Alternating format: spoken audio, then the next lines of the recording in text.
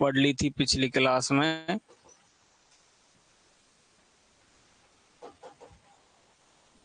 अपन उससे आगे बढ़ते हैं।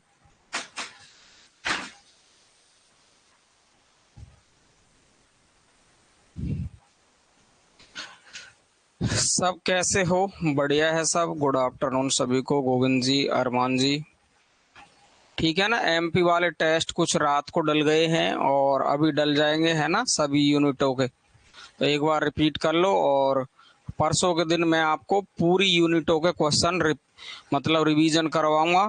3 4 5 घंटे क्लास चलेगी, तो सभी साथी जोड़ के रहना। एमपी वाले ध्यान रखना इस बात का, ठीक है भाई। वैसे थोड़ी सी समस्या चल रही है मेरे साथ में, इसलिए दिक्कत मोटी चल रही है। तो आप कल कल का वेट और करेंगे। परसों के दिन मैं आपको पूरी क्लास मतलब पूरे जो प्रश्न है उनको रिपीट करवा दूंगा जल्दी जल्दी से, ताकि अपन को एक बार रिन्यू हो जाएगा पूरा जो पढ़ा हुआ है। तो सभी साथी अपन चौथी पीडीएफ चल रहे हैं, प्रगतिवाद पढ़ रहे हैं, लेकिन बीच में ही कोई मुद्दा आ गया था, ये रचनावली वाला। तो ये बीच में मैंने आपको प्रमुख रचनावली और उनके खंड, प्रमुख रचनाओं के सर्ग और एवं खंड पूरे पूरे यहाँ पर बताने की कोशिश की है। अगर आप याद रख सकते हैं तो हनुमान जयंती पर आपको बहुत बहुत शुभकामनाएं। और हनुमान जी जो इस पृथ्वी पर बिल्कुल जिंदे अवतार के रूप में है, वो आप सभी की मनोकामना पूरी करे और आपको खुश रखे। सबसे पहली बात तो देखिए, नागार्जुन रचनावली है वो आपकी 7 खंडों में है, जबकि महावीर प्रसाद द्विवेदी की रचनावली है वो 15 खंडों में है। इनमें से कोई न कोई सवाल आपका हर परीक्षा में पूछा जाता है। तो नागार्जुन रचनावली है वो 7 खंडों में है। महावीर प्रसाद द्विवेदी रचनावली वो 15 खंड है। रघुवीर शाह रचनावली है वो 6 खंडों में है। हजारी प्रसाद की 11 खंडों में, हरिवंश राय बच्चन 10 खंडों में है और बाबा साहेब की 21 खंडों में मिलती है, जबकि निराला रचनावली वो 8 खंडों में है। अब देखो, इनको अपन को याद करने का कोई न कोई तरीका अपने दिमाग में लगाना पड़ेगा। देखो मोटा सा, देखो एक तो सबसे ज्यादा खंड मिलते हैं वो बाबा साहेब की मिलते हैं 21 खंड, है ना भाई। तो आप देखेंगे इसके बाद में 21 से आप हजारी प्रसाद द्विवेदी याद रख सकते हो 11 खंड, ठीक है ना।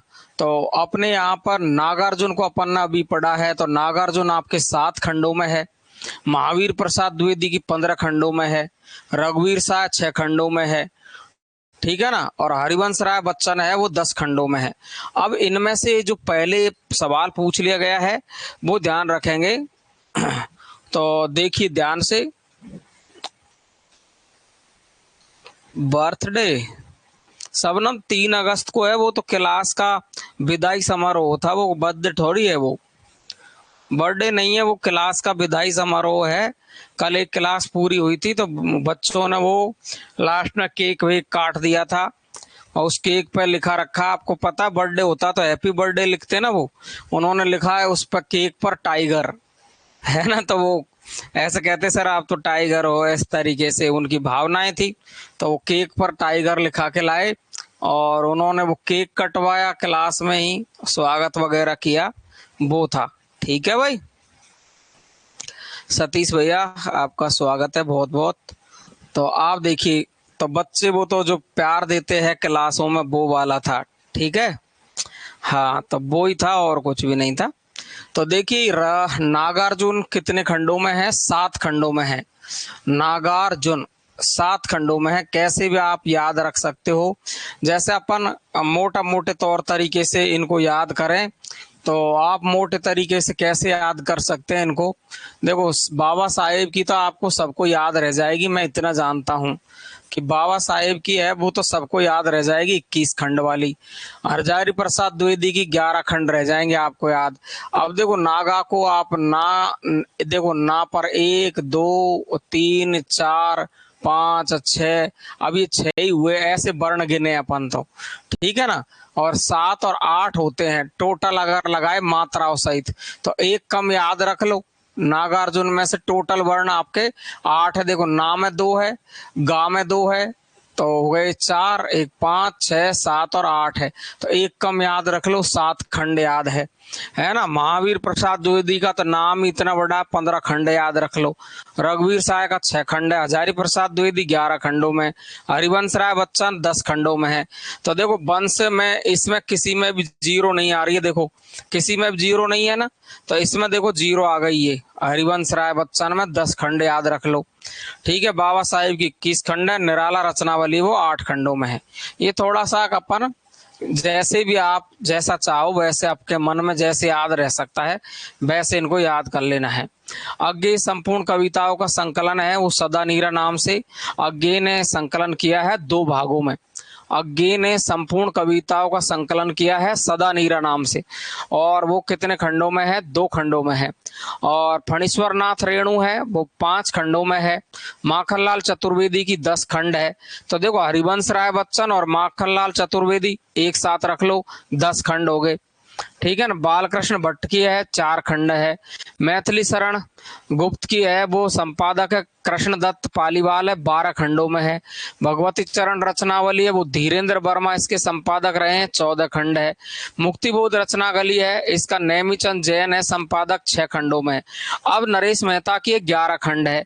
तो देखो 11 खंड हजारी प्रसाद द्विवेदी के हुए। एक तो देखो 11 खंड आपके हजारी के हो गए। हजारी और नरेश, हजारी और नरेश, हजारी और नरेश को एक साथ रख लो तो ये 11 खंड है। ठीक है ना। और माखनलाल चतुर्वेदी और हरिवंश राय बच्चन को याद रख लो, है ना। ये हरिवंश, हरिवंश राय बच्चन, हरिवंश राय बच्चन इनकी दोनों की कितने खंडों में है? 10 खंडों में है। ठीक है ना। और ये वाली रचनावली वो मोस्ट है, इसके संपादक का नाम भी कई बार परीक्षाओं में पूछा गया है, नेमीचंद जैन। ठीक है। और 6 खंड है मुक्तिबोध रचनावली के। कितने खंड है? 6 खंड। जो जितने भी रचनावलियों के अच्छे सवाल बनते हैं, अच्छे खंड पूछे जाते हैं, वो यहीं से पूछे जाते हैं, जो मैंने आपको एक साथ लिख करके दे दिया है। तो नरेश मेहता और हजारी, है ना, नरेश मेहता और हजारी रचनावली है वो 11 खंडों में है। माखनलाल चतुर्वेदी और हरिवंश राय बच्चन है वो 10 खंड है। बाबा साहेब अम्बेडकर है वो आपको पता है 21 खंड है। निराला 8 खंड है। ठीक है ना। तो नागार्जुन 7 खंड है। ऐसे देखो 1-2 बार रिपीट कर लोगे मन ही मन में तो ये सब याद हो जाएगी आपको। नरेश मेहता और हजारी प्रसाद द्विवेदी है वो 11 खंड है। माखनलाल चतुर्वेदी और हरिवंश राय बच्चन है वो आपके 10 खंड है। ठीक है ना। और मोस्ट में आपकी गिनती आती है मुक्तिबोध की। तो मुक्तिबोध आपके 6 खंडों में है। नेमीचंद ने इसका संपादन किया है। रह जाएगा। अब आपको कम से कम देखो ये एक जगह वाली तो कम से कम 4 तो वैसे याद रह गई है, 4 तो वैसे याद रह गई। नरेश मेहता और हजारी प्रसाद द्विवेदी। देखो नरेश मेहता की तो कभी पूछी नहीं गई है, लेकिन हजारी प्रसाद द्विवेदी की पूछ ली गई है। हजारी प्रसाद द्विवेदी रचनावली 11 खंडों में है। मुक्तिबोध रचनावली जान कितनी बार पूछ ली गई है, इसके संपादक भी पूछ लिया है, खंड भी पूछ लिया है। बाबा साहेब अम्बेडकर पूछ लिया गया पहले। ठीक है ना। हरिवंश राय बच्चन पूछ लिया है पहले।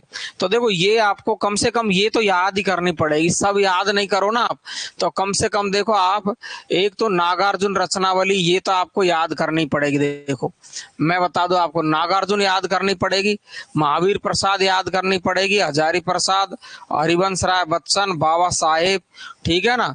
ये देखो 4-5 तो ये हो गई है। और 5 के अलावा एक ये अज्ञे की संपूर्ण कविताओं का संकलन किस नाम से है ऐसा पूछा गया है सवाल पहले। तो ऐसा पूछा गया तो आपको केवल नाम पूछा है वहां पर, सदा नीरा। ठीक है। रेणु रचनावली फणीश्वर नाथ रेणु की ये पूछ ली गई है पहले। अब मैं क्या करूं, देखो पूछ रहा परीक्षाओं में तो मैं बताऊंगा ये आपको। माखनलाल चतुर्वेदी और हरिवंश राय बच्चन, इसमें से हरिवंश राय बच्चन को पूछ लिया है पहले, 10 खंडों में है। बाकी की नहीं पूछी गई है और शायद आएगी भी नहीं। तो मेरे हिसाब से तो आपको ये तो कम से कम याद करनी है। तो हजारी प्रसाद द्विवेदी के बाद में नरेश मेहता को साथ में याद रख लो, 11 खंड। और हरिवंश राय बच्चन और माखनलाल चतुर्वेदी, है ना। हरि ने माखन खाया, है ना, 10 बार खा लो। हरि ने माखन खा लिया 10 बार, हरि ने माखन खा लिया 10 बार। और हजारी नरेश बन गए 11 बार। कैसे बनाओ आप, अपने तरीके से। हजारी और नरेश 11 खंड है। वैसे तो आपको सारी याद है, मुझे पता है। मुक्तिबोध रचनावली 6 खंड है। भगवती चरण की, मैथिली शरण गुप्त की पूछता नहीं है। ठीक है। रेणु रचनावली के 5 खंड है। ठीक है। निराला की 8 खंड है ही है। बाबा साहेब की 21 है ही है। हजारी प्रसाद की 11 खंड है ही है। अब मैं तुमको पूछना चाहूँ ना, तब मुझे पता है आप जवाब दे दोगे इन सबका। इन जवाब आपका सबका दे दोगे। ठीक है। तो अब देखो, राम नरेश त्रिपाठी की रचना है कविता कौमुदी। इसको कौन नहीं जानता, पूरी दुनिया जानती है। 8 भागों में संकलित है, सबको पता है। हिंदी, उर्दू, बंगला, संस्कृत कविताओं का संकलन है इसमें। राम नरेश त्रिपाठी की में जो ग्राम गीत लिखी है उन्होंने कविता कौमुदी में, गाँव के गीत 8 भागों में है। हिंदी, उर्दू, बंगला, संस्कृत कविताओं का संकलन किया है। रामविलास शर्मा कि ये निराला की साहित्य साधना पूरी दुनिया में फेमस है। निराला की साहित्य साधना 3 खंड। बताओ तुमको कितने सारे सवाल पहले से ही याद है। निराला की साहित्य साधना कितने खंड है? 3 खंड। ममता कालिया का पूछा नहीं जाता है। रामचरित उपाध्याय ने रामचरित चिंतामणि नाम से 25 सर्ग लिखे हैं, लेकिन पूछी नहीं गई है। ठीक है ना। शिव मंगल सिंह सुमन मिट्टी की बारात है, ये आपको जरूर याद रख लेना है, क्योंकि हिंदी का दूसरा सबसे बड़ा शोक गीत है 5 खंडों में। कामायनी के 15 सर्ग सबको याद है ही है भाई। कामायनी के 15 सर्ग सबको याद है ही है। सबसे बड़ा लज्जा सर्ग, सबसे छोटा लज्जा सर्ग है, सबसे बड़ा है वो दर्शन सर्ग है। ये मैं पहले ही कामायनी पढ़ाई तब क्लियर कर दिया है। ठीक है। मैथिली शरण का गुप्त का जो रचना है साकेत, ये तुमको सबको पता ही है कि 1931 में लिखा है। 12 सर्ग है, 9वां सर्ग इसका सबसे मार्मिक सर्ग है। बताओ किसको याद नहीं है ये। हरिऔध ने प्रिय प्रवास लिखा है, वैदेही वनवास लिखा है। तो प्रिय प्रवास जो खड़ी बोली का पहला महाकाव्य है, 17 सर्ग है। वैदेही वनवास में 18 सर्ग है, 1940 में लिखी है। खूब पता है तुमको ये सब चीज। पारिजात लिखी है 15 सर्गों में, अभी पढ़ाई कल परसों। स्वयंभू का देखो आप, 90 संधि है इसकी। अब 90 संधियों में से स्वयंभू ने खुद ने 83 संधि लिखी है, और 7 स्वयंभू का पुत्र त्रिभुवन उसने 7 संधि लिखी है। चंद्रवरदाई का पृथ्वीराज रासो है, इसमें 69 समय है, 68 छंद है। समय कितने आपके 69 है, 68 छंद है। चंद्रवरदाई ने समय कितने लिखे? 59 लिखे हैं। और इसके 10 समय है अंतिम, वो चंद्रवरदाई के पुत्र थे, वो जल्लण, जिन्होंने बुद्धि रासो लिखी है, वो 10 समय है। आप बताओ किसको याद नहीं है? मुझे तो ये बता दो तुम, इनमें से ये सब चीज किसको याद नहीं है? सबको याद है। बताओ आप। पृथ्वीराज रासो के सर्ग सबको याद है। कितने सर्ग है? या सर्ग या समय पूछे तो समय आपके 69 समय, 68 छंद है। चंद्रवरदाई ने खुद ने कितने लिखे? 59। और 10 किसने लिखे हैं? इसके पुत्र ने। ऐसे स्वयंभू ने पहुमचरी लिखी है राम कथा, उसमें 90 संधि है। 90 में से 83 संधि स्वयंभू ने लिखी है, 7 त्रिभुवन ने लिखी है। हरिऔध की रचना है आपकी कौन सी? प्रिय प्रवास और वैदेही वनवास। प्रिय प्रवास में 17 सर्ग है, वैदेही वनवास में 18 सर्ग है। मैथिली शरण गुप्त का साकेत है, 12 सर्ग है। 12 में से 9वां सर्ग मार्मिक है। कामायनी में 15 सर्ग है। सबसे छोटा लज्जा है, 6वां सर्ग। और सबसे बड़ा है वो दर्शन सर्ग है। शिव मंगल सिंह सुमन मिट्टी की बारात है, 5 खंडों में लिखी है, दूसरा सबसे बड़ा शोक गीत है। रामचरित उपाध्याय की सबसे ज्यादा खंडों में लिखी गई है, रामचरित चिंतामणि 25 सर्गों में। ममता कालिया की 2 भाग है, याद रखो तो रख लो, नहीं पूछता है। रामविलास शर्मा की पहले से ही फेमस है। निराला की साहित्य साधना 3 खंड या 3 भाग है इसके। रामनरेश त्रिपाठी की कविता कौमुदी पहले से ही फेमस है, 8 भागों में है ना। नरेश और हजारी की 11 खंड है। हरिवंश की, और आपको पता है किसकी? हरि ने माखन खाया, माखनलाल चतुर्वेदी 10 खंड है। ठीक है ना। मुक्तिबोध रचनावली है, नेमीचंद ने संपादन किया है, 6 खंडों में किया है। इसके बाद रेणु रचनावली है, 5 खंडों में है। अज्ञे की कविताओं का संकलन सदा नीरा 2 भाग। निराला 8 खंड है। बाबा साहेब 21 खंड है ना। ये लो, ये सारी सारी रघुवीर साय की 6 खंड है। बताओ।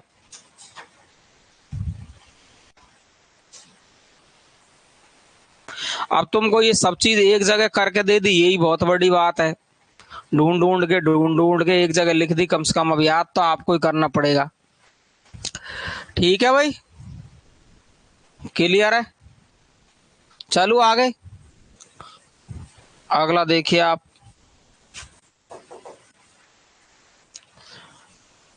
प्रगतिवाद के प्रमुख कवियों में अपन ने नागार्जुन को पहले पूरा पढ़ लिया है। और देखो केदारनाथ अग्रवाल है, ये बहुत ही फेमस है। और प्रगतिवादी कवियों में ध्यान रखे केदारनाथ सिंह, तो केदारनाथ सिंह है वो प्रयोगवादी है, ये बात ध्यान रखेंगे। कौन सा? केदारनाथ सिंह।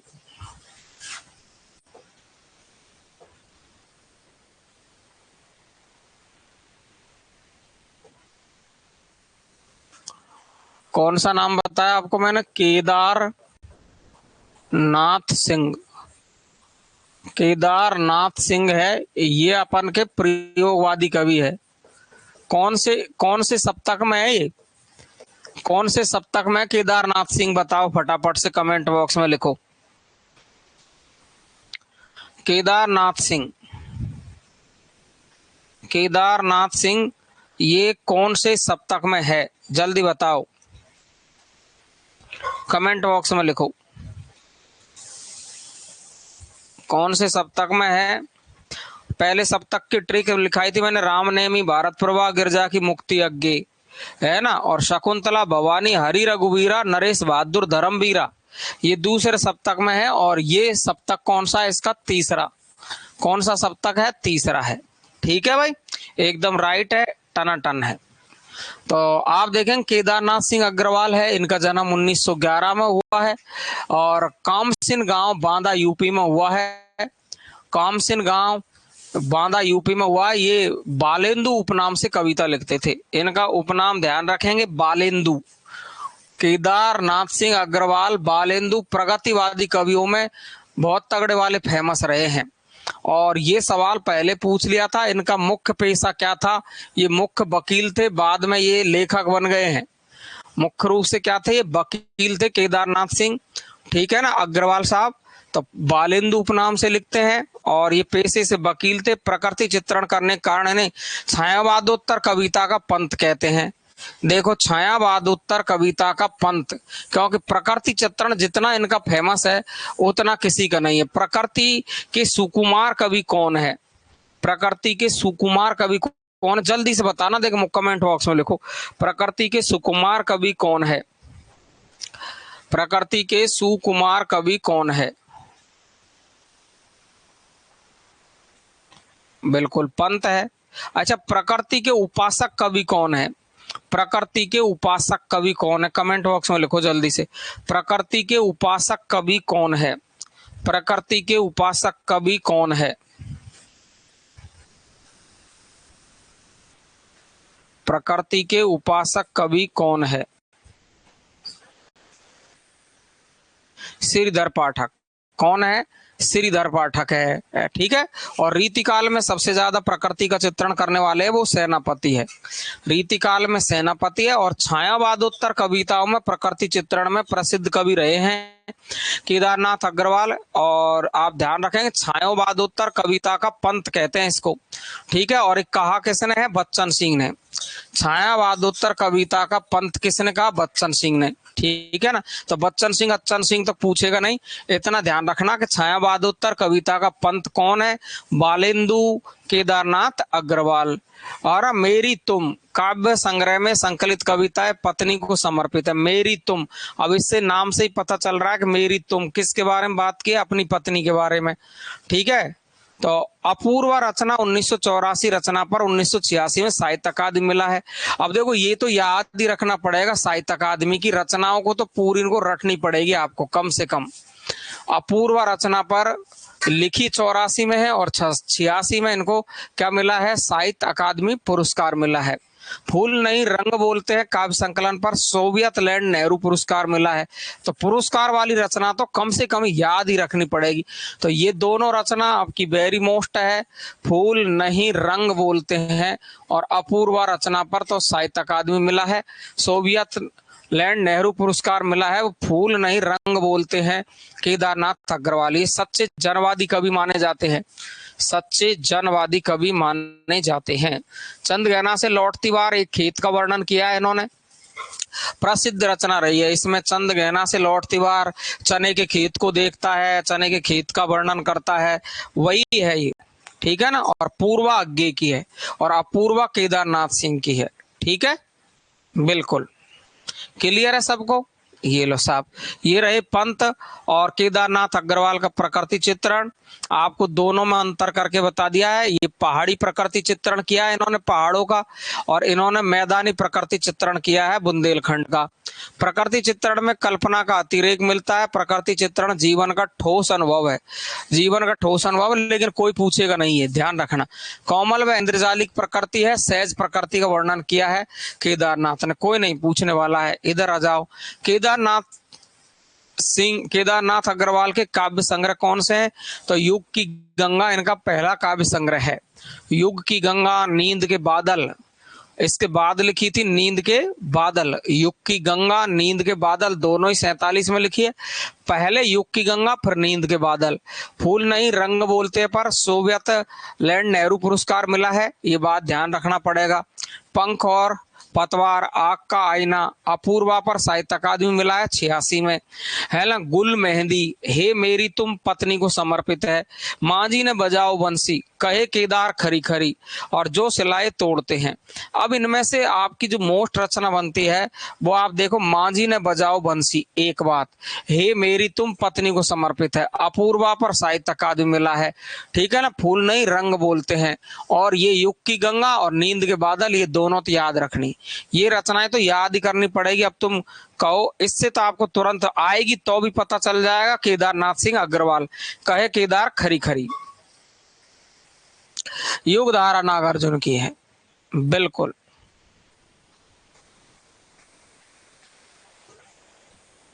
ठीक है भाई, तो ये रचनाएं आपको ध्यान रख लेनी है। युग की गंगा, और ऑलमोस्ट लिख रखी है नींद के बादल, फूल नहीं रंग बोलते हैं, पंख और पतवार, आग का आईना, अपूर्वा, गुल मेहंदी। ये मेरी तुम, ये गुल मेहंदी भी पूछ लिए एक बार। गुल मेहंदी, गुल मेहंदी किसकी रचना है? तो ये आपकी केदारनाथ सिंह अग्रवाल की है। पंक्ति है, मांझी ने बजाओ बंसी, तो इनकी रचना ही है ये तो मांझी ने बजाओ बंसी आते केदारनाथ सिंह अग्रवाल। बाप बेटा बेचता है भूख से बेहाल होकर, कविता यूं ही बन जाती है बिन बनाए। ये देखो, बाप बेटा बेचता है, तो बाप बेटा बेचता है, वो कौन बेच रहा है? केदारनाथ अग्रवाल, ठीक है ना। बाप बेटा बेचता है भूख से बेहाल होकर, केदारनाथ सिंह अग्रवाल। देखो पंक्तियां इनकी बहुत अच्छी अच्छी है, मोस्ट पंक्तियां है। बाप बेटा बेचता है, केदारनाथ सिंह।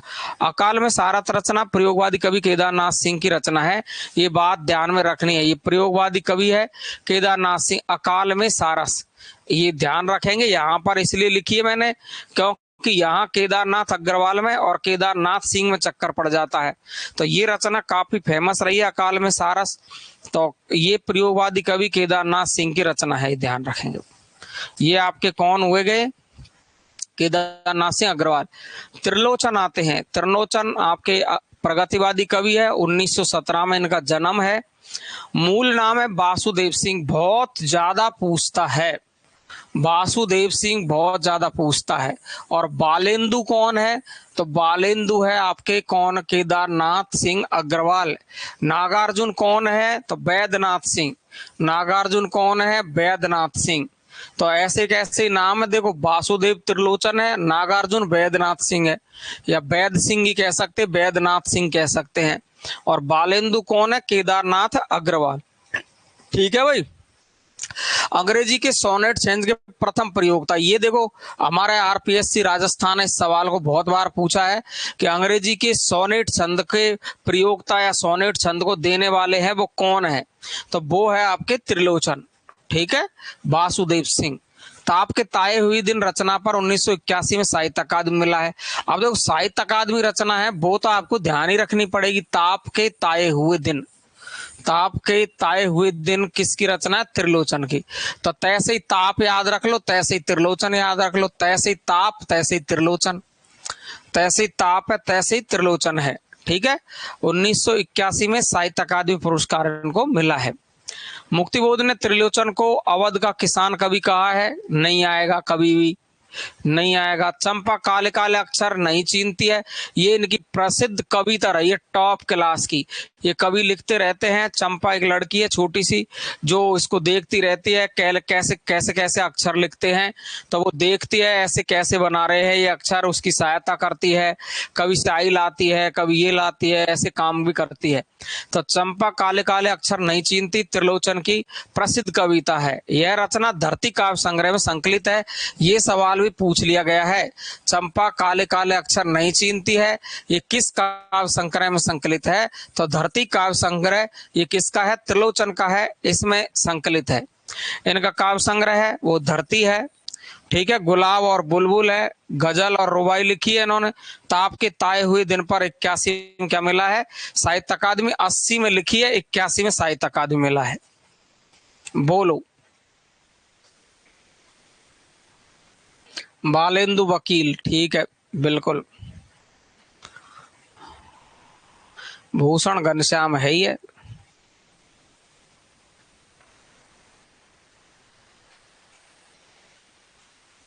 बिल्कुल, रोशनी एकदम सही लिखा है। ऐसे ही तुक मिला मिला के करनी पड़ेगी याद।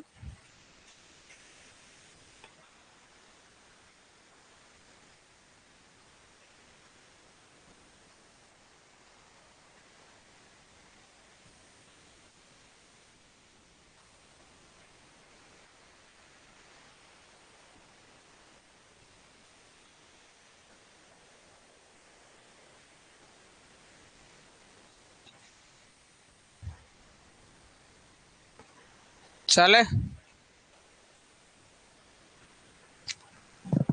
चले भाई, तो देख लीजिए आप त्रिलोचन को आराम से। 1917 जन्म तो इतना खास नहीं है। मूल नाम वासुदेव सिंह है। सोनेट छंद के प्रथम प्रयोक्ता है। ताप के ताए हुए दिन साहित्य अकादमी मिला है। और चंपा काले काले अक्षर नहीं चीनती धरती का संग्रह में संकलित है। धरती, गुलाब, बुलबुल, ताप के ताए हुए दिन, दिगंत, सभी कविताएं सोनेट छंद में लिखी गई है। दिगंत इसलिए पूछी जाती है ना। सभी कविता सोनेट छंद का प्रयोग किस रचना में किया है इन्होंने? तो दिगंत में। किस में किया है? दिगंत में। काव्य और अर्थबोध है ना, अर्घान और मैं उस जनपद का कवि हूं, ये भी 1981 में लिखी है। ताप के ताए हुए दिन है ना, और उस जनपद का कवि हूं, इसलिए तो जनपद का कवि त्रिलोचन।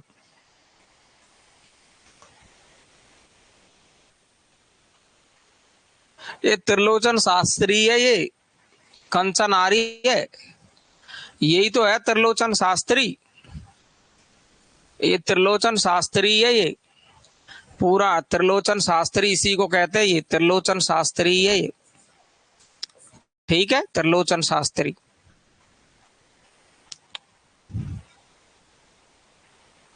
ध्यान रखेंगे। दिगंत सोनेट छंद का प्रयोग किया है त्रिलोचन ने। मैं उस जनपद का कवि हूं। इसके बाद आते अपन रामविलास शर्मा पर। सबसे बड़े प्रगतिवादी कवि है, मोस्ट इंपॉर्टेंट है, आपको पहले भी बता चुका हूं। सबसे बड़े प्रगतिवादी कवि, सबसे बड़े प्रगतिवादी कवि है कौन आपके? रामविलास शर्मा। सबसे बड़े प्रगतिवादी कवि कौन है? तो रामविलास शर्मा है। और पहले प्रगतिवादी कवि शिवमंगल सिंह सुमन है ना। ये तार सप्तक के कवि है ना। तार सप्तक में सबसे पहले राम ने भी भारत प्रभा गिरजा की मुक्ति अज्ञे, तो रामविलास शर्मा है। ये तार सप्तक में कविताएं लिखते थे। इन्हें दूसरे सप्तक में स्थान नहीं दिया था क्योंकि इसमें कवित्व की कमी थी, यानी इतना कवित्व जागृत नहीं हुआ था, इसलिए अज्ञे ने इनको मना कर दिया कि आप तार सप्तक में ठीक है, दूसरे सप्तक में कविता नहीं लिखे, तो दूसरे सप्तक में इनको शामिल नहीं किया। निराला की साहित्य साधना लिखी है, वो मैंने अभी बताई आपको। इसके 3 खंड है। 1970 में।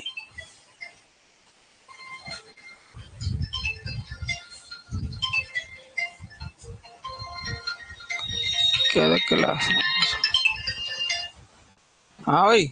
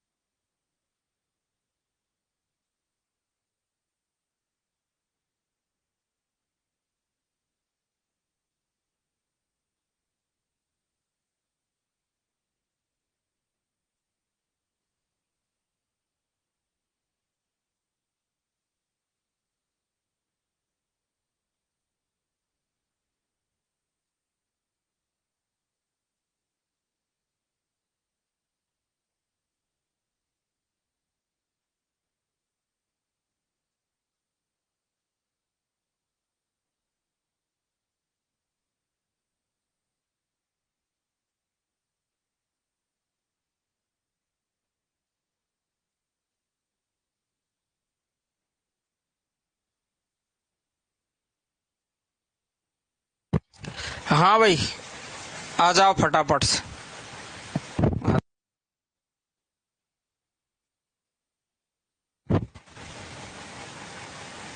कोई बात नहीं, प्रभु सब लगाया वो पार। जितेंद्र भैया, या तो कल ही ले लूंगा मैं, कल नहीं तो परसों से 100% आपकी लगातार क्लास रखूंगा। और जब तक मैं 1% बाहर नहीं आने दूंगा मैं, जब तक अपन को मैं पूरी 11 से 20 यूनिट आपको रिपीट करा दूंगा। टेंशन मेरी है, चिंता ना करें आप। जब तक मैं, आप पढ़ो जितना पढ़ सकते हैं, ठीक है ना। और ऐप पर ही मैराथन लगाएंगे उसकी, ठीक है, नई यूनिट की। यूट्यूब पे नहीं दूंगा वो मैं, क्योंकि मैंने इतनी मेहनत की है, लिख लिख के रात और दिन लिखने लग रहा हूँ, प्रश्न बना रहा हूँ। तो वो काम की चीज बना रहा हूँ, ऐसे थोड़ी बना रहा हूँ मैं। कोई भी पाठ बनाऊंगा तो काम का ही बनाऊंगा मैं, ऐसे टुच्चू पुच्चू प्रश्न बनाता नहीं हूँ मैं। जो परीक्षा में आ सके वही प्रश्न बनाता हूँ, फालतू के नहीं बनाऊंगा, ठीक है। यूपी वालों के लिए सोनू, मैंने पहले बोल दिया आपको कि आपको 2 3 4 दिन रुकना है। और एमपी वालों की ये करवा कर 1 महीना लगातार यूपी पर काम करूंगा मैं। यूपी के अलावा आप देखें, यूपी के अलावा कोई परीक्षा नहीं है, तो सिर्फ यूपी बच रही मेरे पास में। यूपी के अलावा कोई भी काम नहीं है। खूब रिवीजन करवाऊंगा, खूब 1 महीना में वो कर दूंगा जो 6 महीना में नहीं पढ़ा तुमने, ठीक है ना। ठीक है।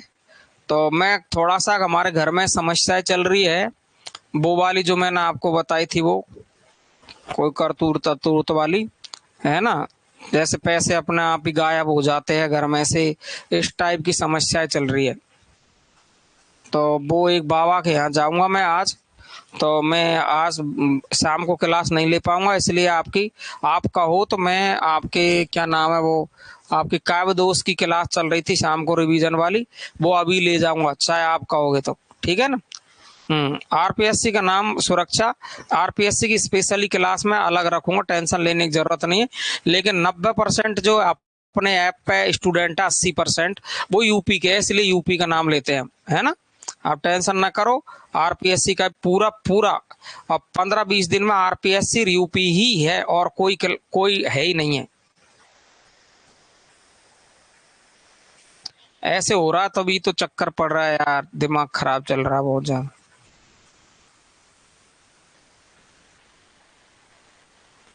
है ना। तो मैं अभी दिन में लूंगा। और मैं अभी ये क्लास के 15 20 मिनट बाद, हनुमान जयंती आज, तो मैं हनुमान जी बाबा के मंदिर जाके आता हूँ। और फिर मैं आपकी 15 20 मिनट बाद ही तुरंत क्लास लगवाऊंगा। तो आपको काव्य दोष रिपीट करवा जाता हूँ अभी, है ना। हाँ जितेंद्र जी, बिल्कुल कर सकते हैं बात आप, है ना। 2 बजे, 1 1:30 बजे, 2 बजे बात कर लेना आप मुझसे। खाली हूँ आज मैं, कहीं कोई क्लास नहीं है, सब कोचिंगों की छुट्टी है मेरी।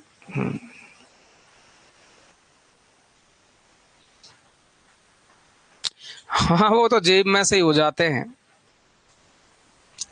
तो देखिए, आते अपन अपनी जगह पे, जो रखेगा प्रभु लाज रखेगा। जब कहते हैं कि समय खराब होता है चारों तरफ से होता है, जब अच्छा आता है तो चार तरफ से आता है। तो जितना संकट देगा उतना ही अच्छा होगा अपने जीवन में। नो टेंशन रहो, मस्त रहो, घाटू वाला शाम लगाएगा सबकी पार। तो रामविलास शर्मा की बात कर रहे थे अपन, सबसे बड़े प्रगतिवादी कवि है। तो इन्हें दूसरे सप्तक में स्थान नहीं मिला, क्योंकि इसमें कवित्व की कमी रह गई। हाँ रोशनी, यही तो अपने कमरे में अपने आप ही कोई वो लगा जाता है सिंदूर, कमरा बंद रहता है, स्टूडियो बंद रहती है तब भी। तो अभी अब ऐसे, जाने पता नहीं दुनिया के लोग बुरे कर्म कर रहे हैं, उनकी वो भुगतेंगे यार, अपन के क्या है। ईश्वर बुरा करेगा, जो भगवान करेगा उनका, अपन तो कुछ नहीं करेंगे उनका। तो साफ देखे, रामविलास शर्मा की बात करें अपन, तो सबसे बड़े प्रगतिवादी कवि है दूसरे सप्तक में। और निराला की जो साहित्य साधना है, ये सवाल आपको पूछा है पहले, ये बात ध्यान रखेंगे निराला की साहित्य साधना को ढंग से। देखो 1970 में निराला की साहित्य साधना लिखी है। और एक इनकी विधा पूछ ली जाती है, विधा पूछ ली जाती है, तो ये जीवनी, एक तरीके की जीवनी है ये, है ना।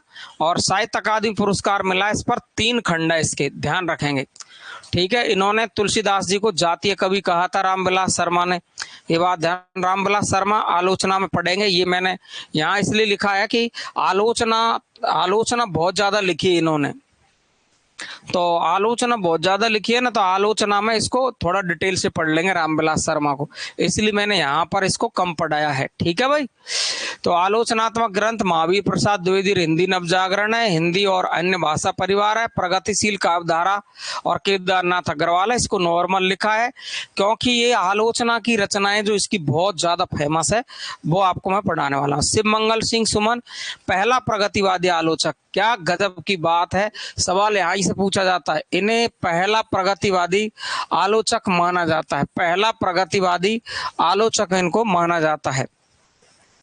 मिट्टी की बारात रचना के लिए 1974 में साहित्य अकादमी पुरस्कार मिला है। देखो ये लिखी कब है 72 में, लिखी कब है 72 में, है ना। और 74 में 2 साल बाद इनको मिट्टी की बारात पर साहित्य अकादमी मिला। और ये मैंने आपको जस्ट अभी बताया था, मिट्टी की बारात कितने खंडों में है, 55 खंडों में, और इसमें 61 से लेकर के 70 तक की रचनाएं शामिल है।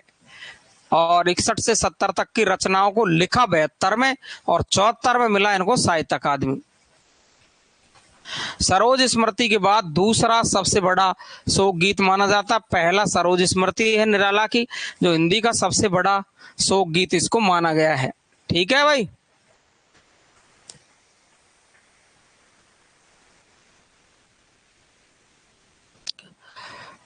तो देखो बड़ा फेमस कवि रहा है शिव मंगल सिंह सुमन।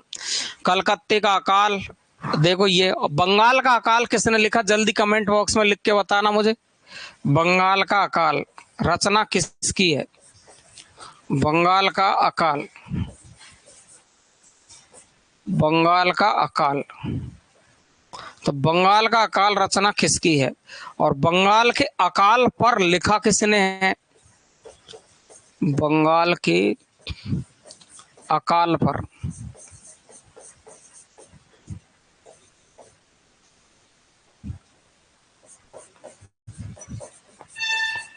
बंगाल का अकाल लिखा,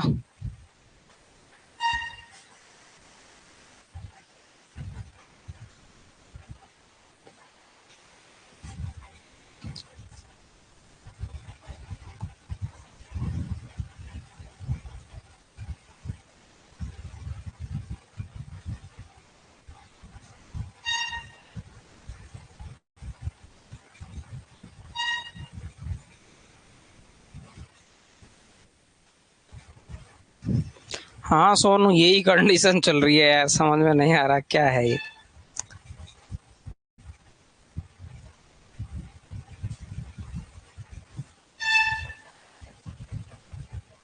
हाँ तो 5 खंडी तो है इसके।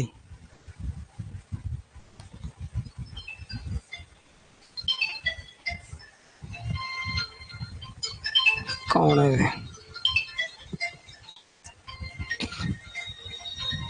नहीं नहीं कोई टेंशन नहीं करनी अपन, 5 ही तो लिखा है, पहले भी 5 ही बताया था मैंने आपको, पहले 5 लिखाया था। तो बंगाल का अकाल रचना किसी, प्रकाश गुप्त। प्रकाश गुप्त के अलावा बताओ मुझे, प्रकाश गुप्त की तो है ये, इसके अलावा बताओ मुझे जल्दी से। ये रांगे राघव है,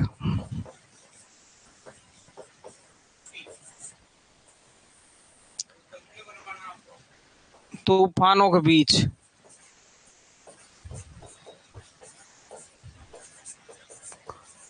जल्दी बताओ मुझे, बंगाल का अकाल प्रकाश गुप्त के अलावा और किसने लिखा।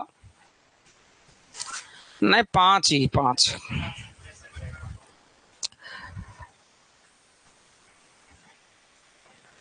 मैं आपसे पूछना चाहता हूँ बंगाल का अकाल,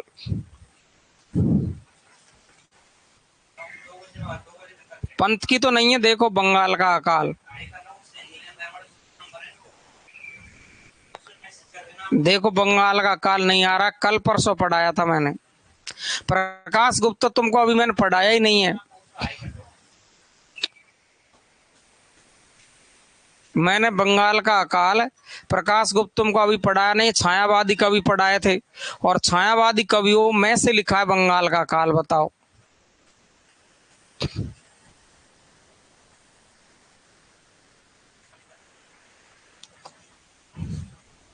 अब देखो छायावादी कवि पढ़ो, मैं नहीं बताऊंगा जब इतने में तुम भूल रहे हो। रेगुलर अभी आपको कल परसों ही पढ़ाया था। नागार्जुन, प्रगतिवादी,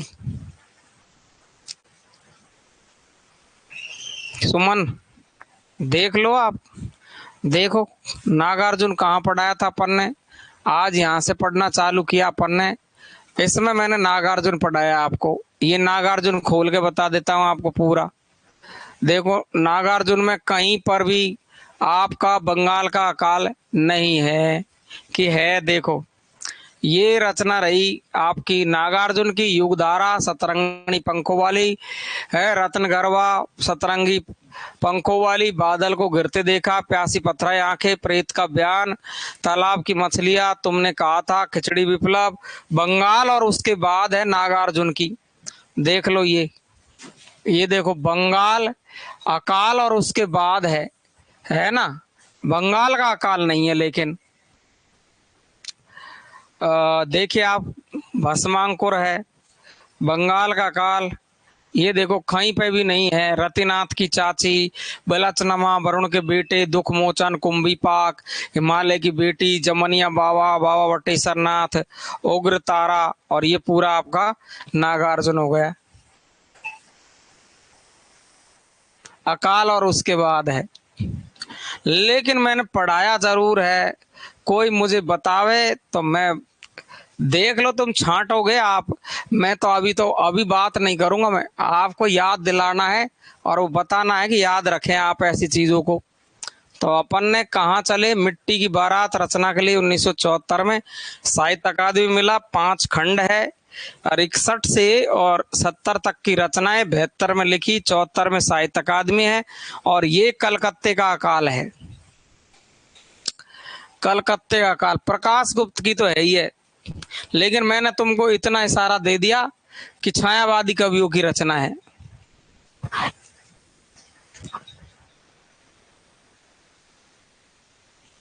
आह्लावादी कवि हो सकता है, छायावादी कवि हो सकता है। आह्लावादी कवि हो सकता है, छायावादी कवि हो सकता है।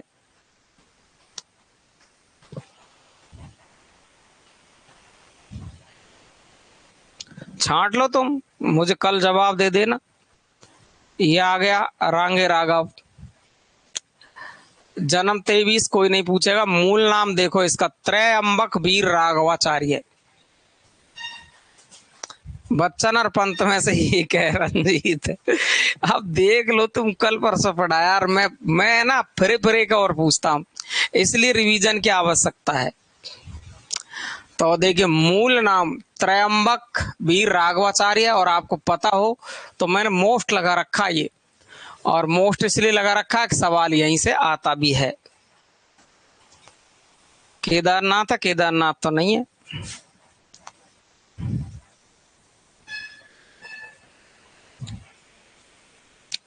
केदारनाथ है, केदारनाथ तो अभी पढ़ाया, अभी हवाल केदारनाथ सिंह नीरू जी। कहाँ था केदारनाथ में? केदारनाथ सिंह तो अभी पढ़ाया तुमको, जस्ट आज ही। छांट लेना आप, छांट लेना, कहाँ मिलता है। ना ना ना, तुमको खुद को छांटना है, फिर मैं कल बता दूंगा इसको।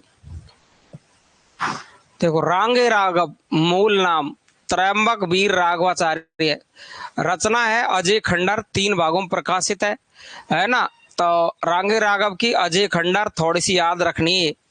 झंकार, ललकार, ओंकार, रूस के युद्ध का वर्णन किया है अजय खंडर में, इसलिए फिर प्रसिद्ध है, क्योंकि आपको पता है कि रूस के युद्ध का वर्णन इसमें किया गया है, इसलिए आपका अजय खंडर है, रचना को पूछ लेता है।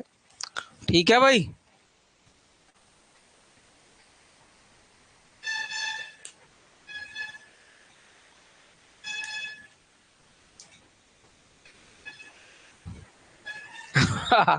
सब लोग कह रही 100% हरिवंश राय बच्चन है। चाट लो ना तुम, छाटना। चलो तो सरोज गुप्ता ले आई ढूंढ ढांड के भाई। सरोज ले आई भाई ढूंढ के। Very good Saroj, very good. ये देखिए, ध्यान रखना, तभी तो आपका नाम कमल है। ये ध्यान रखना, हरिवंश राय बच्चन ने लिखी है, ये बात ध्यान रखेंगे। हालावादी कवि।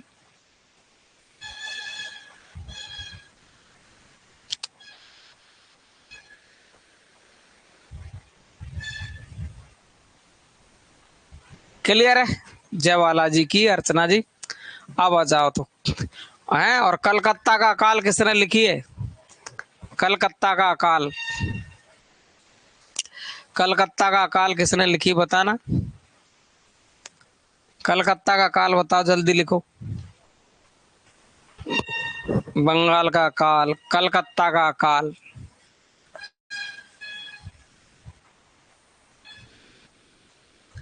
कलकत्ता का अकाल आरती शिव मंगल सिंह। कलकत्ता का अकाल शिव मंगल सिंह। और बंगाल का अकाल दो व्यक्ति याद रखेंगे, हरिवंश राय बच्चन, प्रकाश गुप्त। हरिवंश राय बच्चन, प्रकाश गुप्त। ठीक है, बिल्कुल। चलो अब क्लियर हो गया है। त्रयंबक वीर राघवाचार्य, अजय खंडर, है ना। और इसमें रूस के युद्ध का वर्णन है, और इसका रिपोर्ट आज है जो भयंकर फेमस है, मतलब भयंकर फेमस है। तूफानों के बीच में फंस गया।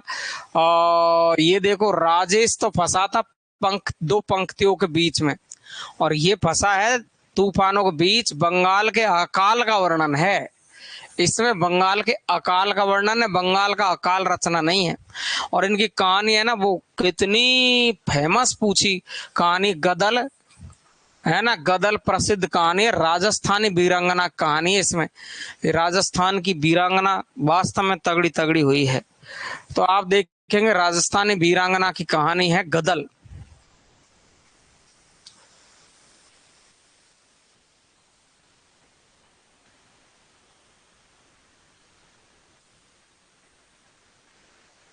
ठीक है भाई। पिघलते पत्थर, मुक्तक काव्य कोई खास नहीं है, मेधावी और पांचाली पौराणिक आख्यान है, कोई नहीं पूछेगा। तुम तो तीन रचना याद रखनी, अजय खंडर, रिपोर्टाज तूफानों के बीच, और कहानी गदल, बस। 2002 में वो मैडम में टाइपिंग करने वाली।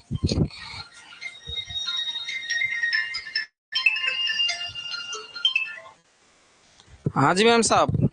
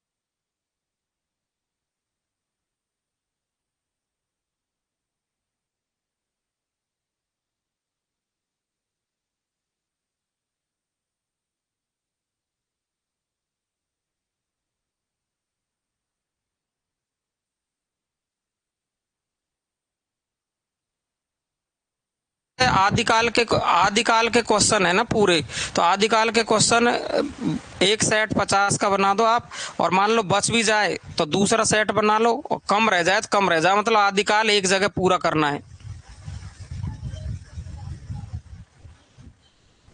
हाँ, तो 42 का ही रहने दो उसको, है ना। जो मोस्ट लगाए इनमें ना, केवल वो ही। और फिर आदिकाल के बाद में भक्ति काल में कितने क्वेश्चन है, फिर रीति काल में कितने क्वेश्चन है, वो ले लेना।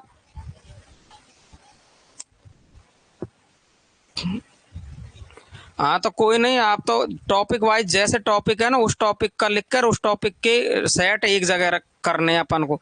50 का बना लो, है ना, वो कर लेना और बाकी का मैं आज और दे जाऊंगा। ठीक है ना, तो ये टेस्ट ही डाल देंगे इनके और फिर मिक्स क्वेश्चन बनाने में हाथ से लिख के दे दूंगा। हाँ वो तो टॉपिक वाइज 50-50 करने हैं, है ना, तो 250-300 तो किसी में लगाए ही नहीं है मैंने।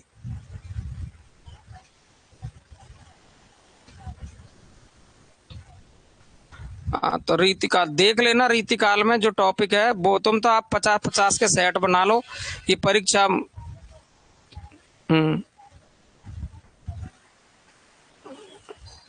अब तुम तो एक जगह ले लो रीतिकाल को, रीतिकाल लिख के और फिर पूरा रीतिकाल हो जाए तब 50-50 सेट पूरे कर देना।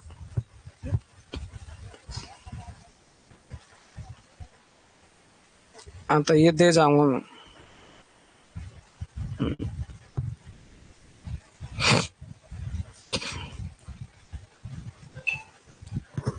प्रश्न पर चिन्ह नहीं लग रहा मैं।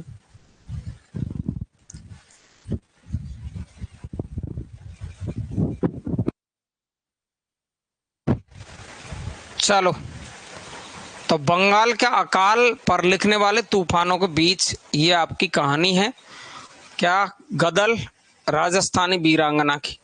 ये थे आपके रांगे राघव। रांगे राघव के उपन्यास देखो पूरे पूरे फेमस रहे हैं बहुत ज्यादा। हरिवंश राय बच्चन, कोई बात नहीं, नहीं पूछेंगे हम नहीं पूछेंगे, काम की चीज है वो, इसलिए पूछी मैंने। घरौंदा देखे, घरौंदा, ये घरौंदा आंचलिक उपन्यास है, ये बात ध्यान रखनी पड़ेगी आपको। आपको ऐसे पूछा जा सकता है इनमें से आंचलिक उपन्यास कौन सा नहीं है, ऐसे। तो घरौंदा आपका कैसा है, आंचलिक उपन्यास है, मैला आंचल की तरह। ठीक है ना। घरौंदा, रांगे राघव का कब तक पुकारूं, मुर्दों का टीला, ऐतिहासिक उपन्यास है मुर्दों का टीला। ठीक है, ये खतरनाक है, ये मुर्दों का टीला। मुर्दों का टीला, अंधेरे के जुगनू, सीधा साधा रास्ता, मेरी भब्बादा आरो। और मैं तो कहता हूं मैंने 3 लगाए, लेकिन अब मैं ये कह रहा हूं कि ये पूरे मोस्ट याद रखना है ये।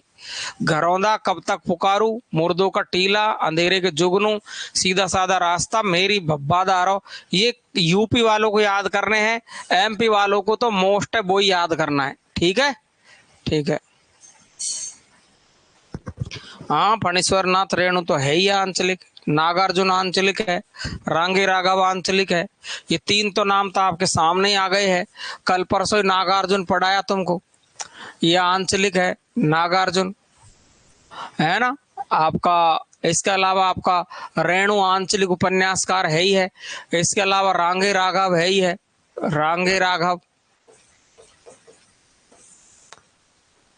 ये तीनों आंचलिक उपन्यासकार है। कब तक पुकारूं, मुर्दों का टीला, अंधेरे के जुगनू, सीधा साधा रास्ता। जबकि टेढ़े मेढ़े रास्ते भगवती चरण वर्मा का है, टेढ़े मेढ़े रास्ते।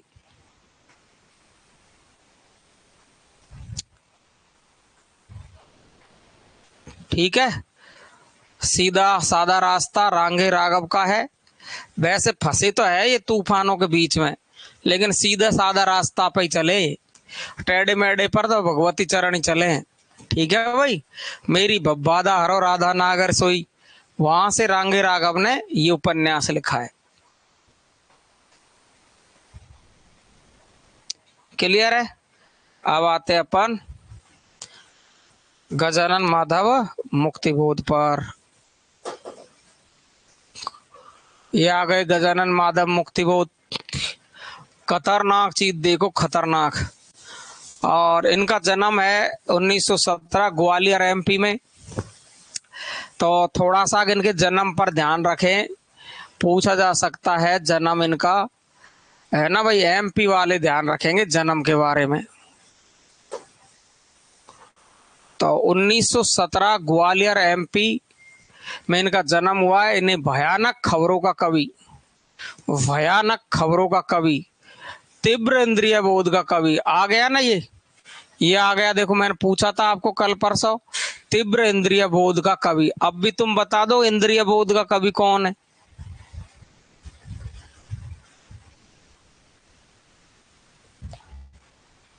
भावना, सबके लिए सोच रहा हूँ, उनके बारे में इसलिए बातें करते हैं अपन कि उनकी परीक्षा भी, ठीक है ना, अभी आरपीएससी जुलाई में है, तो जब तक मैं आपसे बात करूंगा फिर मैं इनसे बात नहीं करूंगा, ठीक है ना।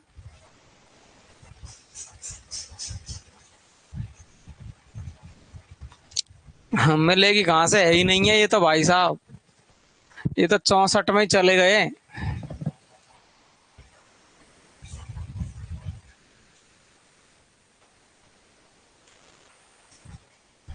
हाँ यार, कुछ भी बोले, मैं तो नहीं बोलूंगा अब किसी के बारे में भी। मैं तो परीक्षा टारगेट करके बोलता हूँ कि जिनकी परीक्षा है पहले उनके हिसाब से। मेरे लिए तो तुम सब सभी एक जैसे हो, यूपी एमपी। मैं तो राजस्थानी, खुद राजस्थान का हूँ, मेरे राजस्थान के बारे में बात कैसे नहीं करूंगा मैं।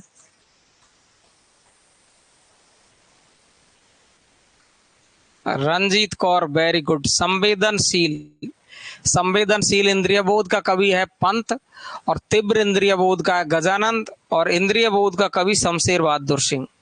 तीन तो याद ही रख लेना आप। फैंटेंसी का कवि कहते हैं, सब जानते हैं। बात के कवि, खबरों के कवि कौन है, ये देखो। इसमें भी चक्कर है, भयानक खबर है इसके पास, और ये खबरों कवि है शमशेर। ये देख लो, ये यहाँ भी देख लो, यहाँ भी देख लो। ये बात के कवि, खबरों के कवि शमशेर बहादुर है, और ये भयानक खबर है इसकी। ये तो भयानक ही चलता है, तिब्री। तो भयानक और तीव्र आवे तो सीधा उत्तर गजानन माधव मुक्तिबोध है, और खबर आ जावे या इंद्रिय बोध आ जावे, ये बात का कवि आ जावे, शमशेर बहादुर सिंह है। मुक्तिबोध की कविताओं में प्रगतिवाद का प्रयोगवाद, प्रगतिवाद प्रयोगवाद रासायनिक सम्मिश्रण है, ये एक कथन है। मुक्तिबोध की कविताओं में प्रगतिवाद व प्रयोगवाद रासायनिक सम्मिश्रण के रूप में मिलता है, बच्चन सिंह ने कहा। ये थोड़ा सा नॉर्मल ध्यान रखे। मुक्तिबोध आत्मंथन के कवि है, बच्चन सिंह ने कहा है, ठीक है। और प्रगतिवाद और प्रयोगवाद का सम्मिश्रण मिलता है, तो बच्चन सिंह ने कहा मुक्तिबोध के बारे में। और आपको पता ही है कि मुक्तिबोध रचनावली कितने खंडों में है, कौन बताएगा जल्दी से। अभी बताई थी मैंने। मुक्तिबोध रचनावली कितने खंडों में है और इसके संपादक कौन है, जल्दी से देख लिखना। मुक्तिबोध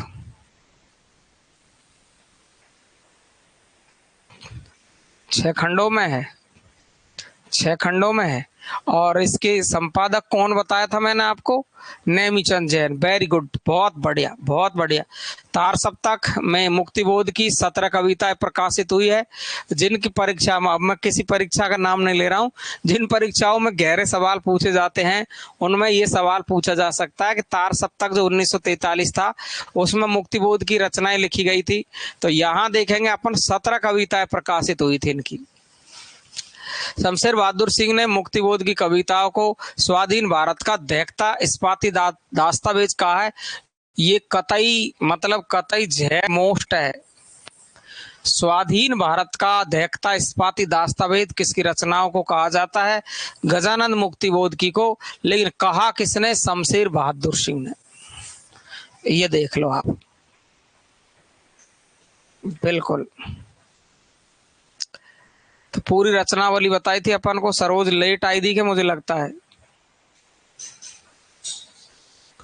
सरोज लेट आई थी कि मैंने पूरी रचनावली बताई थी अभी। कौन कौन लेट आया, हाथ खड़े कर दो। चर्चित कविता, बहुत भयंकर राजनीति पर आधारित है ये, गजब की है, मतलब पढ़ने में मजा आ जाए। भूल गलती, भूल गलती इनकी बहुत ही, मतलब बहुत मजा आता है इनको गजानंद माधव मुक्तिबोध को पढ़ने पर।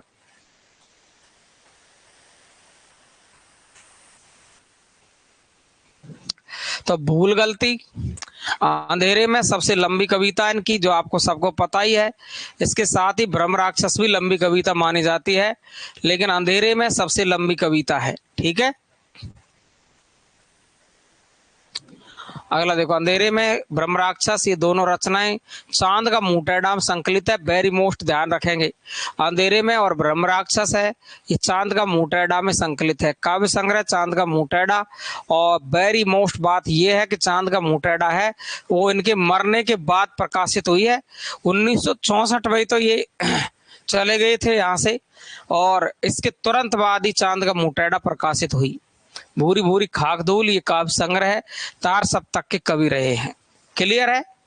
इसके बाद में प्रमुख कवियों के उपनाम आ गए हैं, उपनाम भी मैंने एक साथ कर दिए हैं ताकि आप, तो ये हमारे वाले फोन है, कोई क्या कह रहा पूछ। इनके उपनाम व उपाधि एक साथ कर दी है। जैसे मैंने अभी आपको क्या बताई थी, अभी रचनावली बताई थी, वैसे देखो आप, सुमन, सुमन नाम से किसे जाना जाता है? शिव मंगल सिंह सुमन को। शिव मंगल सिंह सुमन। बालेंदु कौन है? केदारनाथ अग्रवाल। रसा कौन है? भारतेंदु। जकी कौन है? जगन्नाथ दास, है ना। रत्नाकर भी कौन है? जगन्नाथ दास। कवि रत्न कौन है? सत्यनारायण, जानते हो। त्रिशूल कौन है? गया प्रसाद शुक्ल सनेही। सनेही भी कौन है? गया प्रसाद शुक्ल सनेही। वैद्यनाथ कौन है? नागार्जुन। यात्री, बताना ये कौन सी भाषा में लिखते थे? यात्री, जल्दी बताओ।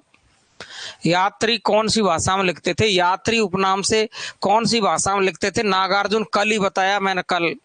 जल्दी बताओ क्या कह रहे?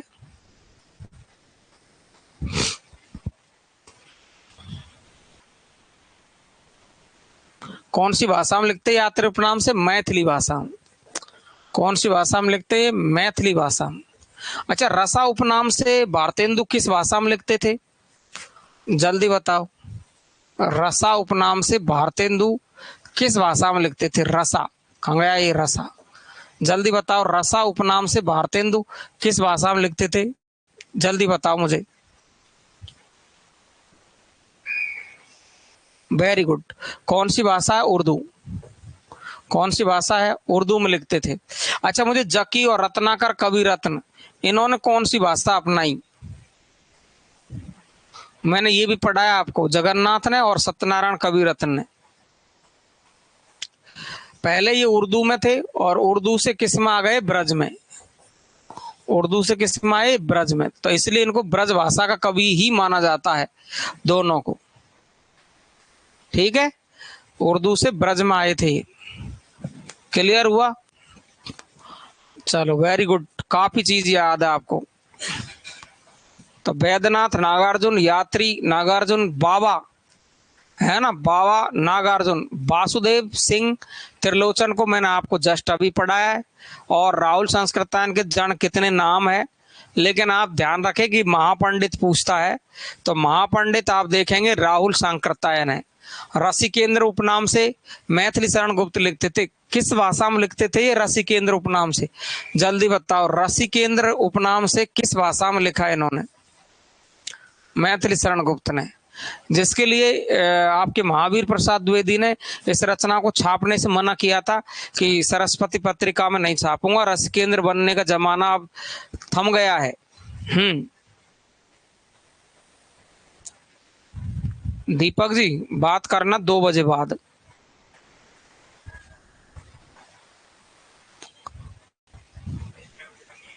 हैं?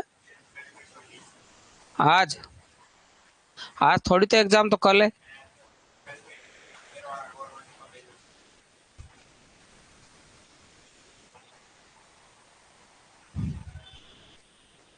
तो कौन सी है? ब्रज। कौन सी भाषा है? ब्रज। ठीक है भाई। रसाल कौन है? रमाशंकर शुक्ल रसाल, ये आ गया रसाल। कुट्टी चातन कौन है? अग्गी। अच्छा, कुट्टी चातन उपनाम से ये जो निबंधों का शीर्षक लिखा है इन्होंने, वो किस नाम से लिखा शीर्षक? अगेन कौन बताएगा आप में से? टैलेंट विद्यार्थी मानूंगा मैं उसको मैं टैलेंट विद्यार्थी मानूंगा।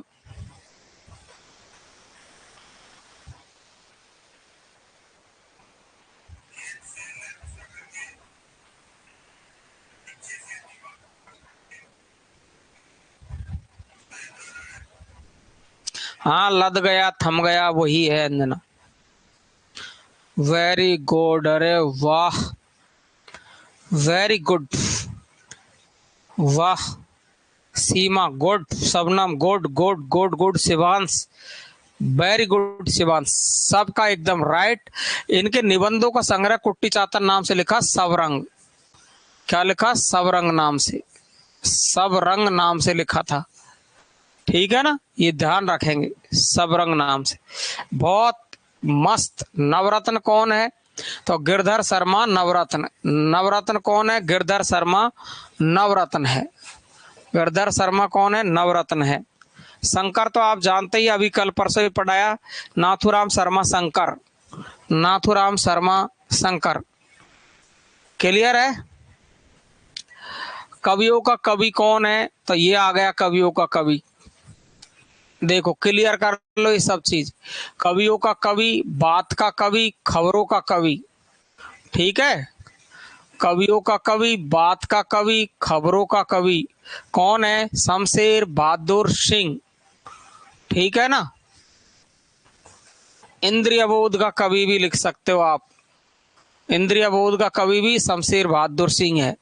ये तीनों खास है। कवियों का कवि, बात का कवि, खबरों का कवि। ये कौन है? शमशेर। भयानक खबरों का कवि गजानन माधव मुक्तिबोध है, जो जस्ट अभी पढ़ाया मैंने। फंटेंसी का कवि है, कौन है? गजानंद है। तीव्र इंद्रिय बोध का कवि कौन है? तो आपको पता है, ये भी कौन है आपका? गजानन माधव मुक्तिबोध है। हो गया क्लियर अब? ओके, क्लियर है। बिल्कुल। पूजा जी, अरे पूजा जी, आप वैसे ही बहुत टैलेंट हो, और मेरा बहुत शुभकामनाएं आपको साथ है। आप तो बस नौकरी लग के बताओ, अब मेरी तो शुभकामनाएं पूरी है। मेहनत कर लो थोड़ी सी। ये जिंदगी मेरी में ये इतनी समस्याएं चल रही है, ये मेरी जिंदगी का मैं सब कुछ मान लूंगा कि मैंने कितने घरों में उजाला कर दिया। इनकी जिंदगी बहुत फले फूले मस्त रहे, इनके बाल बच्चे, इनका परिवार खुशहाल बन जाए। कभी कभी मुझे याद कर ले स्कूल में, घर पे, कि एक सैनी सर से हम पढ़े थे, तो वहां से हम नौकरी लग गए थे, तो हमारी जिंदगी खुशहाल है। तो मेरी आत्मा तृप्त हो जाएगी बिल्कुल ही। और इस ज्ञान धारा का नाम जो मैं लक्ष्य को लेकर चल रहा हूँ, कभी जाके मैं ऐसे कर रहा हूँ कि कभी मैं लोगों को फ्री पढ़ाऊंगा लास्ट में जाके, अंत में। तो वो मेरी तमन्ना है, वो पूरी हो जाए। पूरी मेहनत करो लपक। बर्थडे नहीं था शिवांश, वो एक क्लास का वो था, क्लास का लास्ट क्लास थी वो, उसमें तो वो बच्चों ने स्वागत किया था इस टाइप से, है ना। मेरे बच्चे बहुत ज्यादा फैन है, बच्चे बहुत ज्यादा मेरे फैन होते हैं। ऑफलाइन के बच्चे इतने फैन हैं, अंतरात्मा से जुड़े हुए होते हैं, रोज के रोज फूल की तरह रखते हैं बिल्कुल। ऐसे सर जाते हैं, क्लास में खड़ा होना, जाना, सम्मान करना, बहुत प्यार करना। कोई पानी पिलाता है, कोई खाना खिलाता है, कोई क्या करता है, सर एक टुकड़ा हमारे में से खा लो। तो बहुत प्यार करते हैं ना बच्चे। तो वो उन्होंने कल एक सेलिब्रेशन के रूप में केक काटा था उन्होंने, तो वो ही था। बाकी का वो बर्थडे होता तो मैं आपको सबको बताता।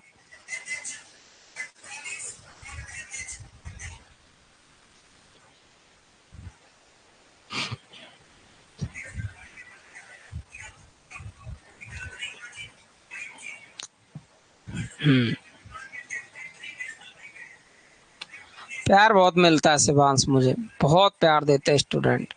कोई से बैच में जहाँ भी पढ़ाता हूँ मैं, बहुत प्यार देते हैं। और अब ऑनलाइन वाले बच्चे भी ऐसे जुड़ गए हैं, जैसे कोर्स बंद हो गया ना, तो यूँ कहते सर चालू कर दो आप, तो पैसे लग जाए कुछ भी लग जाए, चालू कर दो। हम तो डेली जब तक एक दो बार आपको देखते नहीं है ना, आवाज गूंजती रहती है कानों में, है ना। दिन में पढ़ते हैं, रात को आवाज गूंजती है कानों में, तो वो एक जुड़ाव हो जाता है। जैसे कई नाम मुझको याद हो गए आपके सबके, बहुत प्यार करने लगा। क्या करूं, लेकिन अब परिस्थितियां खा रही है। हम्म,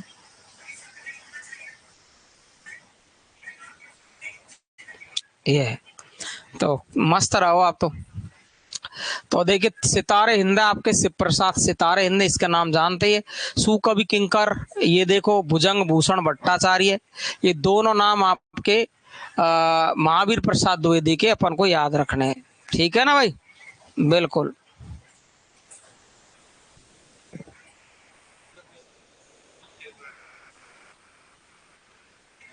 बिल्कुल बिल्कुल। आरती सच में ही चाहने लगते हैं लोग। मुझे तो केवल ये रोशनी नहीं चाहती, केवल ये रोशनी है ना, ये इसका ध्यान सिर्फ हलवा खाने पे है, यही नहीं चाहती मुझे तो, बाकी ये तो सब चाहते हैं। रोशनी का सिर्फ खाने पे ध्यान रहता है, तो ये मुझे चाहती नहीं है। इसकी शादी ऐसे आदमी से करवानी पड़ेगी जो रोज माल मसाला। हाँ,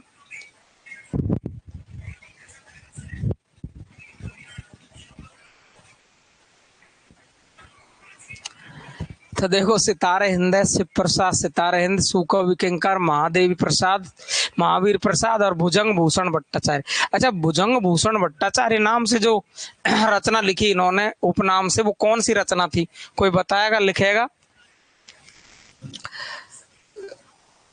मोटी कहाँ से होगी, ये मॉर्निंग वॉक पे जाती होगी। कवि सम्राट, मेरी इस तरह थोड़ी कि रात को 1 बजे खा के सो गया, पड़ा रहता हूँ, फिर सुबह जागता हूँ, फिर पढ़ाने लगा रहता हूँ। कवि सम्राट अयोध्या उपाध्याय अरियोध, अयोध्या सिंह उपाध्याय अरियोध है, ये कवि सम्राट है। ठीक है भाई। अब देखो, रसलीन सैयद गुलाम नबी इनका नाम है, रसलीन। तो रसलीन का नाम है सैयद गुलाम नबी। हिंदी का मॉन्टेन कवि है वो बालकृष्ण भट्ट है। हिंदी का स्टील और मॉन्टेन दोनों बालकृष्ण भट्ट है। हिंदी का एडिशन प्रताप नारायण मिश्र है, सबको पता है। हिंदी का प्रैरी, ये देखो, शंकर, और कितने नाम आपको नाथुराम शर्मा शंकर के मिलेंगे, आप चकित रह जाएंगे। ये देखो आप, कितना मस्त एकदम टॉप क्लास की चीज। देखो, हिंदी का प्रहरी, भारतेंदु प्रगेंदु, कविता कामनीकांत, साहित्य सुधाकर और शंकर। ये देखिए आप, क्या मस्त चीज। देखो, इतनी सारी चीजों को ढूंढना, फिर एक जगह लिखना, ये सब बहुत मुश्किल होता है। ये गुण रोशनी में है, ये वाले गुण रोशनी में है। ये कलेक्शन करना जानती, कलेक्शन करती है ये ऐसी चीजों का। जैसे इसने व्हाट्सएप पे कुछ चीजें मुझे भेजी, तो इसका कलेक्शन बड़ा अच्छा लगा मुझे। मेहनत मेहनत करती है, ऐसे लिख लिख के इसने एक जगह बहुत सारी चीजें लिख रखी है। ठीक है ना। तो हिंदी का प्रहरी, तो मैं पढ़ता था ना, तभी जो आता था वही लिख देता, जो आता वही लिख देता, तो ऐसे कलेक्शन हुआ ही।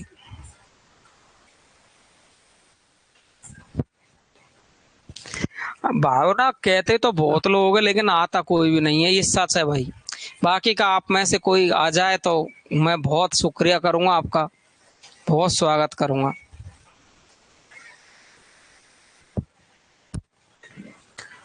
तो देखो, देखो ये तो मुझे पता, रोशनी तो कभी आएगी, मिलने नहीं आएगी। एमपी वाले तो मुश्किल लग रहे हैं मुझको, लेकिन ये जरूर कह दूं, इसकी रैंक अच्छी आएगी एमपी में। आरती की भी रैंक आएगी। एक दिनेश है, एक दिनेश है, रोशनी है, आरती है, ये तीन तो मेरी नजर में चढ़े हुए हैं कि इनकी भयंकर मेहनत है। यूपी के कम से कम मैंने 50 स्टूडेंट छांट रखे हैं ऐसे, जो टॉप रैंक पे आएंगे। शबनम आ सकती है,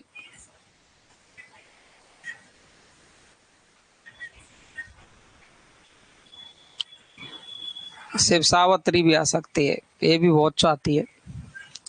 तो हिंदी का प्रहरी, भारतेंदु प्रगेंदु, कविता कामनीकांत, साहित्य सुधाकर और शंकर, ये सब नाम किसके हैं? नाथुराम शर्मा शंकर के हैं।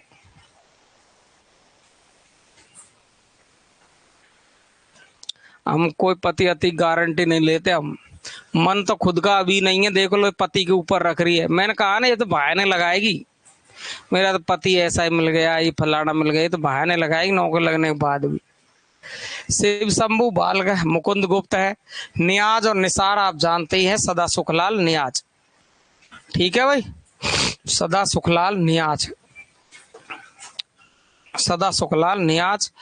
भाषा का जादूगर देखिए आप। अब अपनी बातें हो गई, इधर आ जाओ आप फटाफट से। भाषा का जादूगर शिवपूजन सहाय है।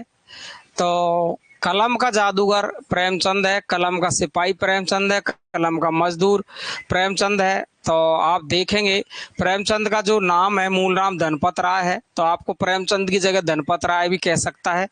कलम का जादूगर है, ये देखिए, भाषा का जादूगर शिव पूजन है, कलम का जादूगर, कलम का सिपाही, कलम का मजदूर ये आप देखें कलम का सिपाही अमृत राय ने लिखी है, अमृत राय, और कलम का मजदूर गोपाल ने लिखी है। ठीक है ना, मदन गोपाल। कौन है वो? मदन गोपाल। तो मदन गोपाल ने कलम का मजदूर और कलम का सिपाही अमृत राय ने लिखी। कलम का जादूगर इनको अपनी अच्छी लेखन कार्य के कारण कलम का जादूगर कहा जाता है, जबकि भाषा का जादूगर है वो शिव पूजन शाह है। ठीक है, द्विजदेव महाराजा मान सिंह का नाम है द्विजदेव। हिंदुस्तान की तूती तो हम जानते ही है, तोता है हिंद तुर्क अल्लाह है ना। ये अमीर खुसरो को देखते हैं अपन। अमीर खुसरो हिंदुस्तान की तूती, तोता ए हिंद है ना, तुर्क ए अल्लाह है। ठीक है, देखिए एक बार आपको यूँ नहीं कहेगा यूपी की परीक्षा की बात कर रहे सर, ध्यान रखें यूपी की परीक्षा में इसका मूल रूप से इसको पूछा गया तो उसमें तोता भी दिया गया और तूती भी दिया गया। हिंदुस्तान की तूती, तो इसका मूल रूप से हिंदुस्तान की तूती है।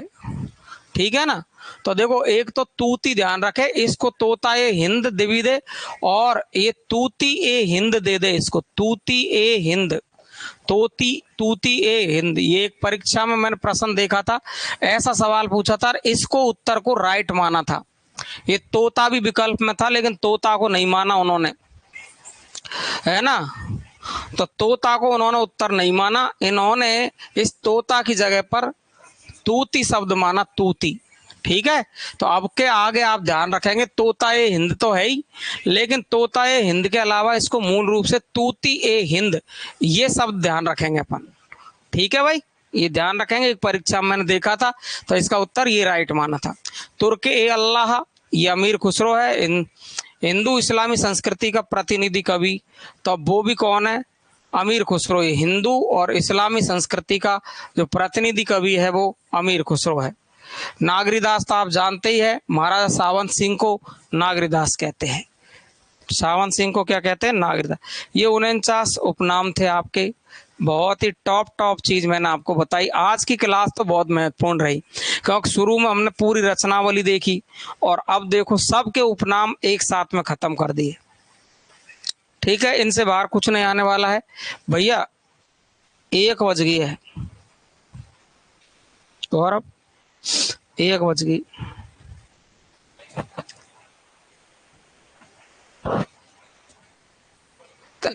तो इनकी रिपीटेड क्लास वो वार्ड कब से लगाया हो?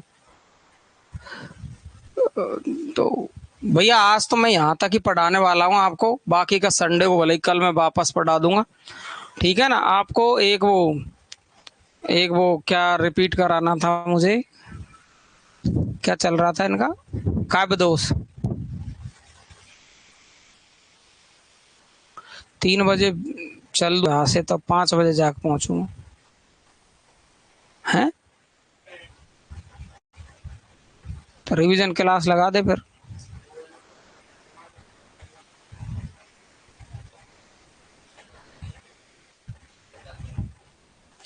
काव्य दोष की लगा दे तो 1:30 से लगा दे, जब तक मैं मजा आया था। 1:30 बजे आपकी काव्य दोष की क्लास रहेगी, सबकी रिवीजन क्लास। ठीक है भाई, काव्य दोष रिवीजन क्लास 1:30 बजे। शब्द शक्ति कल लगा देंगे प्रियंका, है ना, शब्द शक्ति कल लगा देंगे।